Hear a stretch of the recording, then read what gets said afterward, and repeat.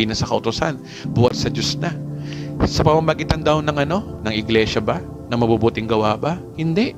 Sa pamamagitan lamang po ng pananampalataya. Ayan napakalinaw po niyan. Mas malinaw pa sa sikat ng araw na ating pagiging matuwid ay hindi na po base sa pagsunod sa kautusan ng Diyos, kundi pananampalataya na lamang kay Kristo ang basihan ng pagiging banal. Kaya kung ang paniniwala mo ay ang pagiging reliyoso mo ang makapagliligtas sa iyo, you are rejecting Christ and His finished work.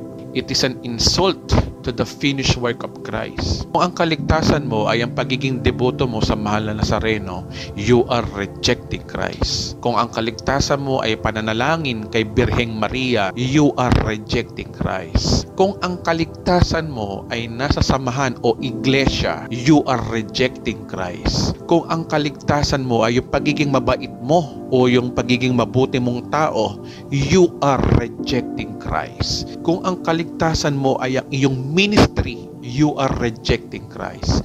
Kung ang kaligtasan mo ay nasa sipag at tiyaga lamang, you are rejecting Christ. Kung ang kaligtasan mo ay ang pagiging pastor mo, you are rejecting Christ. Kung ang kaligtasan mo ay base sa pagiging madasalin mo o palasimba mo linggo-linggo, you are rejecting Christ. Kaya ang pagiging religious but not righteous will be the first candidate sa impyerno. Okay, number 2, ang mga taong hindi na born again. Again, ang mga taong hindi na born again.